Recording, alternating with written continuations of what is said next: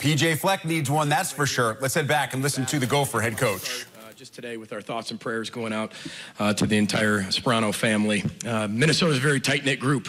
It's a tight state, especially our athletic team spending 1 year there. You've kind of realized that. And Coach Sperano, as any of you've known him or spent time around him, incredible coach, but an incredible person. And Minnesota lost a really phenomenal coach. But the one thing I want to make sure everybody understands is over the course of the last 24 hours, I haven't heard anybody share any stories about a technique or a fundamental or what type of offensive line coach he was. All we continue to hear is what type of person and the impact he made on so many lives. So I know all of us want to win. We want to win championships. We want to win the conference, do all those things. You're here for all that. But at the end of the day, we're teachers, we're educators, and the difference we make and all these coaches make on lives is really important. And for those that knew Tony, I'm sure he made a huge impact on you. So I just wanted to start with that. Just want to thank our president, President Kaler, who's in his final year. I'm sure a lot of you heard that. Director Coyle and his wife, Kristen, my wife, Heather, for being here today, and our board of regents, our fans, our alumni, our boosters. And I'm just really proud to represent the University of Minnesota in year 2 as we continue to move forward. We have a lot of challenges. We have a lot of opportunities coming up with our university and where we are. But again, I'm sure you have a lot of questions. I think last year, Pat Fitzgerald got up here after me and said, okay, well, now he doesn't have any time left since I used it all, I think. And I think every one of you counted how many words I said last year. So we have a very, very youthful, very young, very inexperienced football team, which does not necessarily mean we can't win.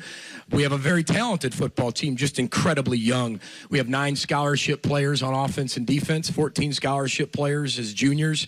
9 scholarship seniors on offense and defense, 14 juniors on scholarship offense and defense, right around there. And everybody else is underclassmen. We're going to rely heavily on our young players to play, make plays. But the one thing about young players is sometimes they know how young or good, or they don't know how bad they are. They don't know how good they are. You haven't really watched them play. You haven't worked a ton with them. They get in there and really surprise you. But we've talked to our team about how inexperienced and young we're going to be. Our whole model for the year is race to maturity. And maturity we define as when doing what you have to do becomes doing what you want to do. And that's when people grow up. So we're going to need our young freshmen, our true freshmen, our redshirt freshmen. That new redshirt rule really helps us a lot. We're going to need those players to grow up really fast. And that's what this whole offseason's been designed about. We lost 3 really close games by a matter of a few points, and we just didn't finish games. And I thought that our team last year wanted to win, but we didn't refuse to lose. We didn't have that refuse to lose mentality. And there's a major difference between those two things. And this whole offseason, we focused around having that for our players to be able to accomplish that here this offseason and springboard into this year. So very excited about the year, anticipating the year highly, really excited about our one of the greatest recruiting classes in Minnesota history joining us in 2018 right now. And then we're really excited, I think right now, a top 25 class for 2019 that'll join us later. But really proud of the players we have within our program who have grown up over the course of the last year and a half. So I think with that, we'll open it up with some questions. Coach, we're going to start over here on our left. Andy Greeter, St. Paul Pioneer Press. Hi, Andy. Hey, Coach. Just wanted to ask you kind of what you learned in your first year at Minnesota and how can you carry those lessons over to year 2? I think the biggest thing you learn as a coach whenever you take over programs and we haven't won a championship for so long, whether that was Western Michigan, whether that was the University of Minnesota, I enjoy that. And I enjoy the first few years that are usually pretty rough in different ways. I call it the dirty water years, the muddy waters. Those are things at times where some people might like that, some people might not. But it goes back to the greatest lesson I learned from Greg Schiano, who still continues to be an influence in my life. Never sacrifice what you really want down the road for what you want right now.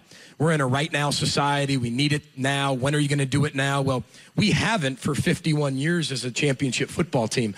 And the reason why I took the job was to be the bridge and have our staff be the bridge and our culture be the bridge from then till now. But the biggest thing I've learned is simply reassuring that. Every year you want to make sure you reassure yourself of the things that you know, that you believe in, and I think we've done that. Year 1 is a lot different than year 2, Andy. I mean, year 1 is all about learning. Everything's new, no matter what. Everything's new. And year 2, you start to master that. Not only you have some guys master that, but now they can start teaching other players. So your players start to lead a lot more than just the coaches. But last year we were not a player-led football team. Bad teams, nobody leads. Average teams, coaches lead. Elite teams, players lead. You've heard me say that before, and we weren't at that level. We've got to build that as we continue to go. So that's why we're going to rely heavily on those seniors. Not a lot of them, but they have to do a tremendous job of bringing those young guys along. Coach, we'll move down here to the very front row for our next question. Ryan Schuling, Great Lakes Divide. PJ, when I spoke to you year 2 at Western Michigan, you had gone through a tremendous transition, a purge, if you will, of a lot of players to try to get your guys in. As you evaluate this process, kind of building on what you just answered, where are you in that process? What are the steps in that process? How do you define it? And what is the ultimate goal where you'll feel like we've arrived, this is Minnesota, and this is the way I want things? Yeah, one thing one thing I've learned about Minnesota is they want honesty. Exactly, where's our program? Just because we're a young and inexperienced team doesn't mean we can't win ahead of schedule. I said the same thing at Western Michigan. I think we started 1-3, and then we went on a 7-game winning streak and shocked everybody, including myself. And I think right now, I call it year 1. I know everybody sits there and says, what is he talking about? Year 1 last year is really year 0, the way I look at a program. And I know everybody's like, what do you mean by that? Is that just to get a contract extension? Is that just to delay a process? No, that's reality. Year 0, everybody's learning. Everybody's getting to know each other. We took over a very tumultuous time, to be honest with you. And so we had a lot of things to have happen. We had players leave, players stay. But it was a transitional time. When you get to year 1, right now, I mean, if you look at our team, I think we're 128 out of 130 in terms of youth and inexperience. We have 2 quarterbacks who have never played who are both freshmen. And we have Ty Johnson, yes, but other than that, I think everyone else Ty's going to play with is going to be a redshirt freshman or a true freshman. We have true freshmen, redshirt freshman offensive linemen. Our defensive backfield is going to be filled with young, inexperienced players, our D-line, linebackers. So when you look at our 2 deep, that's where we are. I think that there's a process to that happening, but one thing about young teams, and when you're in year 2, you can't have yourself not be surprised, but you're kind of surprised by it all as it continues to take shape. There's not like, hey, by year 3, this is going to happen. Year 4, this happens. It all takes its own time. Being young and inexperienced and playing freshman in the Big Ten, I think is a little different than it was in the Mid-American Conference. There's a size, there's a strength component. There's you're playing, top 15 teams in the country at times, week in, week out. So there's a strength component to that when you're young that maybe you can get away with the league I was in before, but you can't get away with that in the Big Ten. So we're in year 1, the way I look at it, and we're here to develop our quarterbacks because it all starts with them and continue to bring this program along by joining the 19s next year. But obviously our focus is right now of developing academically, athletically, socially, and spiritually in everything we do. Coach, we'll go all the way to the back of the room on the left. Connor O'Gara, Saturday Tradition. Coach, you've seen the playoff perspective from Western Michigan. You've seen it now in the Big Ten Conference. What's your overall impression of the effectiveness of it? Oh, I think it's the best thing to happen to college football. I think it's brilliant. There's nothing more exciting than finding out who's going to be in the college football playoff. I think one of the challenges are when you're starting to schedule and if people are scheduling, one of the issues they're having is what is the college football committee really, truly valuing? You saw everything with strength of schedule maybe at the beginning, and now is it an undefeated season? It depends who's on the committee. What are their thoughts? What are their ideas? And as you're making more plans to schedule games, you look at all those things as a head football coach, whether that's the Big Ten or the SEC. But I think we have all the systems in place. I think the NCAA is making a lot of elite decisions, especially with the new redshirt rule.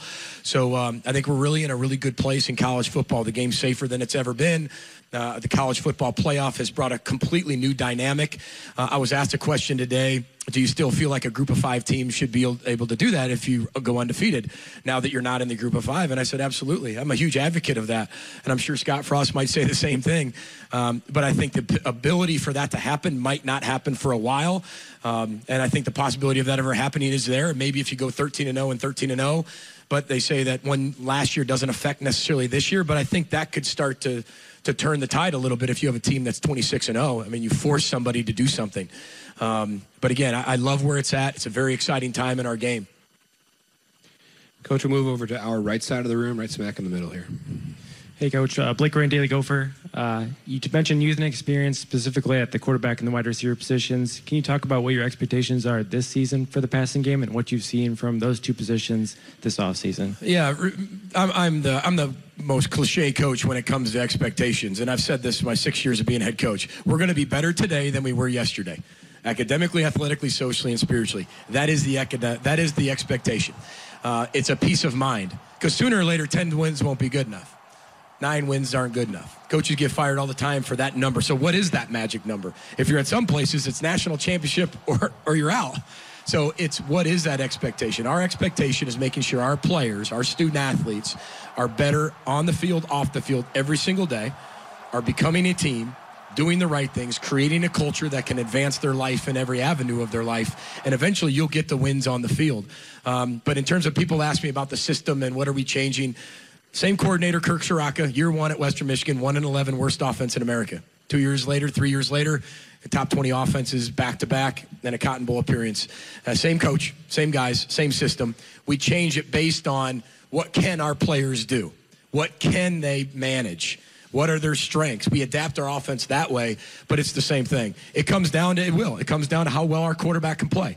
And I'm really excited to see out of the 2 guys who can win the team. You know, we have 2 quarterbacks. I mean, that's not exactly a position every coach wants to be in, but we have other needs. I mean, I would love to take 4 quarterbacks. I'd love to take, we had to take 7 offensive linemen this year. A lot of people don't do that. We had to, right? And a lot of those guys are going to see the field. So we had a lot of depth holes to fill very quickly, and we've got to continue to do that in 19 as well. Time for 1 or 2 more questions. We will start right back on our left toward the back. Matt Charbon of Detroit News. Coach, I'm just curious your position with the Supreme Court ruling on legalizing gambling, or states being allowed to. There's talk of a more of a national approach to injury reports and being more open about injuries. Is that something that you would like to see happen? I know the commissioner said he would like to see that happen on a national basis. Is that 2 questions? Are you talking the gambling first and then the... Well, just more about the injury reports, if that's something you're open to being...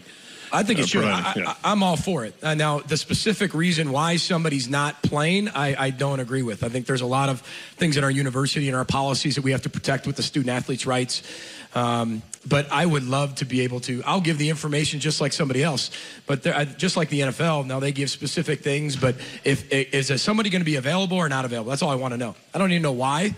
Whether it's a suspension, whether it's an injury, whether it's a knee, whether it's grades, whether it's discipline.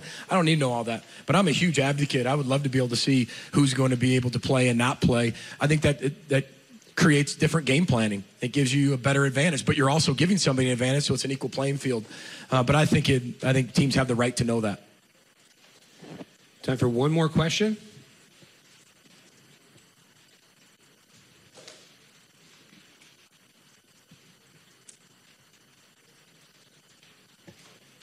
All right. Thank you very much, Coach. Row the boat. Sky Yama. Go Gophers. Thanks.